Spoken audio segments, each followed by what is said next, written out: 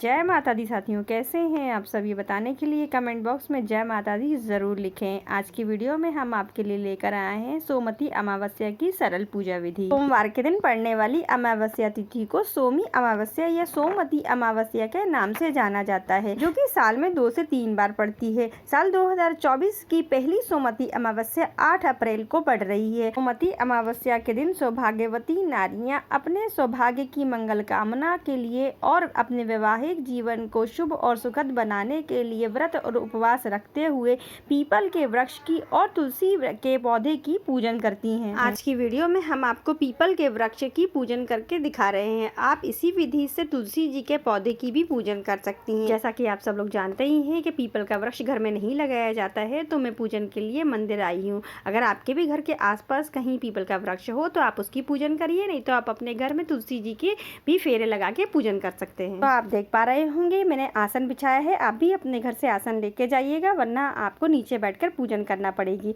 तो सबसे पहले हम पीपल के वृक्ष को जल से सींचेंगे। मैंने इसके लिए 1 लोटा जल लिया है, उसमें थोड़ा सा गुड़ और थोड़ी काली तिल मिलाई है। कुछ लोग इसमें दूध भी मिला करके सींचन करते हैं। अगर आपके यहाँ दूध मिलाया जाता है तो आप दूध भी मिला लीजिएगा।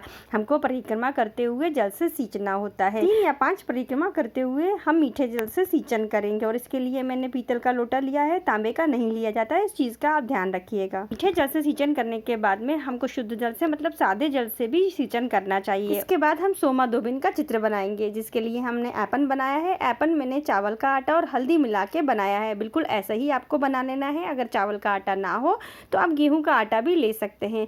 सोमा धोबिन का वर्णन आज की कथा में किया गया है, जिन्होंने अपने सुहाग का दान देकर और उसके बाद में पीपल के वृक्ष की पूजन की थी और भगवान शिव से अपने सुहाग को दोबारा ले लिया था, इसलिए आज इनकी पूजन की जाती है। देख पा रहे होंगे आप, हमको थोड़ा सा बस उनका कल्पना करते हुए इस तरह से चित्र बना लेना है। जैसे मैं बना रही हूँ बिल्कुल वैसे ही आपको बनाना है। और हम साथ में स्वास्तिक भी बना लेंगे, क्योंकि कोई भी पूजन यदि हम करते हैं तो सबसे पहले गणेश जी का पूजन किया जाता है। तो अब हम गणेश जी की प्रतिमा तो यहाँ ले जाना संभव नहीं है, तो इसलिए हम स्वास्तिक भी बना लेंगे। और 5-7 बार आप इस ऐपन से टीका भी लगा दीजिएगा पीपल के वृक्ष में। जिस तरह से मैं लगा रही हूँ आपको बिल्कुल वैसे ही लगा देना है। पूजन की शुरुआत दीपक जला के करेंगे। तो आप देख पा रहे होंगे मैंने आसन दे के मतलब फूलों का आसन दिया है। आप चाहें तो चावल या फूलों का आसन इसी तरह से देते हुए दीपक प्रज्वलित करेंगे। दीपक मैंने मिट्टी का बनाया है और जो बाती लगाई है वो कलावे की लगाई है। आज रुई नहीं छुई जाती है, इसका ध्यान आप रखिएगा। मिट्टी का दीपक आप लेंगे तो कोरा लीजिएगा, यूज़ किया हुआ मत लीजिएगा। इसमें मैंने घी डाला है। आप चाहें तो तिल का तेल या फिर कुछ लोग सरसों के तेल से भी ये दीपक जला लेते हैं। अब हम दीपक की पूजन करेंगे। तो दीपक की पूजन के लिए आप रोली, अष्टगंध, चंदन जो भी आपके पास हो आप दीपक में लगा के अक्षर छिड़कने के बाद में 1 पुष्प अर्पित कर दीजिएगा। उसके बाद में आपको गणेश जी के नाम से पूजन करते हुए जो स्वास्तिक बनाया है उनका पूजन करिए। और जो सोमा धोबिन है उनको आपको सिंदूर आज ज़रूर लगाना है, हल्दी लगानी है और अष्टगंध वगैरह जो भी आपके पास है, चंदन है तो आप वो लगा दीजिए और साथ में अक्षत अर्पित कर दीजिए। पिपलेश्वर महादेव के नाम से, मतलब जो पीपल देव है उनमें महादेव और माता पार्वती का वास होता है, तो उनका जप करते जाइएगा। और पीपल के वृक्ष में लक्ष्मी नारायण का भी वास होता है, तो आप उनके नाम से भी सारी चीज़ें समर्पित करते जाइए। उसके बाद आपको पुष्प अर्पित करना है। जो मैं ये सफ़ेद माला चढ़ाई है वो मैंने महादेव को प्रिय होता है सफ़ेद कलर, इसलिए सफ़ेद माला चढ़ाइए। आप महादेव के नाम से सफ़ेद वस्तु चढ़ा सकते हैं। और बाकी जो सोमा धोबिन है और लक्ष्मी जी के नाम से आपको लाल पुष्प अर्पित करना है। लाल पीले पुष्प जो भी आपको मिल जाए वो आप अर्पित कर दीजिएगा। उसके बाद हम पीपल देवता को जनेऊ अर्पित करेंगे। जनेऊ ना हो तो आप 7 बार कलावा लपेट करके भी अर्पित कर सकते हैं। और गणेश जी को भी आप कलावा ज़रूर अर्पित कीजिए। इसके बाद पीपल देवता को मैं गमछा अर्पित कर रही हूँ। वस्त्र स्वरूप आपके पास गमछा ना हो तो आप रुमाल भी अर्पित कर सकते हैं। काला नीला कलर मत लीजिएगा, सफ़ेद हो तो उसमें थोड़ा सा हल्दी लगा दीजिएगा।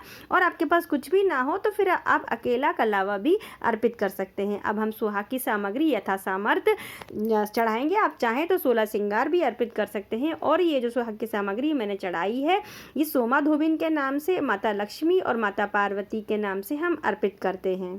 इसके बाद हम भोग लगाएंगे। तो भोग लगाने के लिए आप कोई भी मिष्ठान ले सकते हैं या खुद भी बना सकते हैं, मार्केट से भी लिया हुआ आप भोग लगा सकते हैं। अब ऋतुफल का भोग लगाना है तो ऋतुफल आपको जो मिल जाए उससे आप भोग लगा सकते हैं। और हमारे यहाँ नारियल भी अर्पित किया जाता है, तो मैंने नारियल भी चढ़ाया है, आप चाहें तो नारियल रख सकते हैं। इसके बाद में हमको दक्षिणा रखनी है। दक्षिणा आप यथा सामर्थ्य रख सकते हैं। दक्षिणा हमारी पूजन की सामग्री में हुई कमियों को पूर्ण करती है, इसलिए हमको दक्षिणा ज़रूर चढ़ाना है। पूजन होने के बाद में आपको कथा श्रवण करनी है। तो कथा आप यदि कोई पढ़ रहा हो तो वो भी सुन सकते हैं या खुद भी पढ़ सकते हैं, और नहीं तो आपको हमारे चैनल पे भी कथा मिल जाएगी, आप उससे भी श्रवण कर सकते हैं। इसके बाद में हमको 108 फेरी लगानी होती है। तो 108 फेरी लगाने के लिए आप कोई भी एक सामग्री अपने घर से गिन के ले जाइएगा और इस तरह से कच्चा सूत या फिर कलावा ले लीजिएगा। शुरुआत की 5 या 7, 11 जितनी आपसे बन जाए उतनी परिक्रमा करने के लिए। देख पा रहे हैं आप, मैं आपको ड्राई फ्रूट दिखा रही हूँ। इसी तरह से आप कोई भी चीज़, काजू, किशमिश, बादाम या मूंगफली के दाने, इलायची दाना, रेवड़ी, जो मतलब जो आपको मिल जाए। कुछ लोग बिस्किट और टॉफ़ी से भी लगा लिया करते हैं, सुहाग के सामान से लगा लेते हैं। 108 बिंदी के पत्ते सामग्री की मैंने वीडियो अलग से डाली है, आप चाहें तो उसको देख सकते हैं। आपको काफ़ी हेल्प मिल जाएगी सामान की तैयारी करने में, पूजन की थाली लगाने में आपको बहुत हेल्प मिल जाएगी। इसके साथ में देख पा रहे होंगे आप, मैं आपको इस तरह से आपको सूता पहले कहीं फंसा देना है। शुरुआत की 5 या 7 फेरियों के लिए पेड़ में आप फंसा देंगे और उसके बाद में आप इस तरह से फेरी लगाएंगे। जितनी आप फेरी लगाएंगे, आप 108 दाने गिन कर लेके आए तो एक पात्र अपने घर से खाली ले जाइएगा और उसमें एक फेरी होने के बाद में एक दाना उसमें रख दीजिएगा। इसी तरह से हमको 108 फेरी लगानी होती है। लेकिन 108 फेरी यदि आप किसी कारणवश नहीं लगा सकते हैं, इसी तरह से पूजन आप घर पे भी करेंगे, तो सूता थोड़ा सा तुलसी जी में यदि आप करें ना तो थोड़ा सा ढीला बांधिएगा, नहीं तो तुलसी जी का जो पेड़ होता है, वृक्ष, छोटा पौधा होता है, वो ख़राब होने का डर रहता है। देखिए अब सूता से मैं आपको परिक्रमा लगा के दिखा रही हूँ और आपको एक एक दाना कटोरी में रखते जाना है। इस तरह से आपको 108 फेरी गिनने की आवश्यकता नहीं होती है, जितनी आपसे लग जाए उतनी आप लगा लीजिएगा। इसीलिए हम पूरे दाने अपने हाथ में रख लेते हैं कि हमारी मानसिक परिक्रमा तो पूर्ण हो ही जाती हैं। तो अगर आप 108 फेरी नहीं लगा पा रहे हैं किसी कारणवश, तो फिर 11, 21, 51 जितनी आपसे हो जाए आप उतनी परिक्रमा कर सकते हैं। और जो ये दाने जिस चीज़ से आप परिक्रमा लगाएंगे वो आप प्रसाद स्वरूप किसी को भी बांट सकते हैं। खुद के उपयोग में नहीं लेना होती है, खुद नहीं खाना होता है, ऐसे आप किसी को दान कर सकते हैं।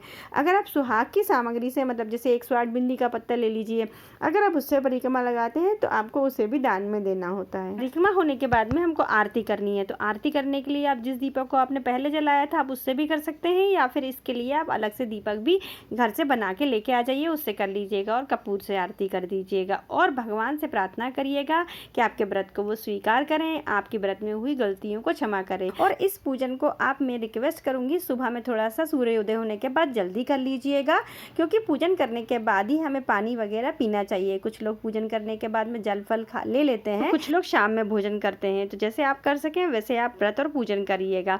और जो पूजन में चढ़ी हुई सामग्री है, इसे हमें पंडित को दान देना होता है। तो मैंने तो मंदिर में पूजन की है तो पंडित जी स्वयं ले लेंगे। अगर आप ऐसी जगह पूजन कर रहे हैं जहाँ पंडित जी नहीं है, तो फिर ऐसी स्थिति में आपको पंडित को इसे दान करने जाना होगा, अपने घर लेकर मत जाइएगा। और जो सुहाग की सामग्री है उसे आप वहाँ पूजन कर रही महिलाओं को भी बांट सकते हैं, पंडित जी को भी दे सकते हैं, और सिंदूर बिंदी आप अपने लिए भी रख सकते हैं। यथा सामर्थ्य आप जितना सुहाग का सामान दान कर सके उसे ज़रूर दान करिएगा। कुछ ना दान कर पाए तो सबको सिंदूर लगा दीजिएगा, एक एक बिंदी दे दीजिएगा या बिंदी का पत्ता दे दीजिएगा, एक एक चूड़ी बांट दीजिएगा। लेकिन आपको सुहाग दान आज जितना कर पाएँ उतना ज़रूर करिएगा, उसका बहुत ज़्यादा पुण्य फल प्राप्त होता है।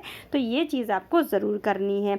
और जो प्रसाद वगैरह चढ़ाया है इसे आप किसी को भी बांट सकते हैं या फिर आप पंडित जी को भी दे सकते हैं। बस यही थी मेरी आज की वीडियो से आपको पूजन की विधि समझने में थोड़ी भी हेल्प मिली हो तो प्लीज़ वीडियो को लाइक ज़रूर करिएगा और ज़्यादा से ज़्यादा लोगों को शेयर कीजिएगा। और ऐसी ही पूजा पाठ की वीडियोस के लिए, कथाओं के लिए मेरे चैनल को सब्सक्राइब कीजिएगा। फिर मिलते हैं किसी अगली वीडियो के साथ, तब तक के लिए अपना और अपनों का ख्याल रखिए। सादर जय श्री कृष्णा, जय माता दी।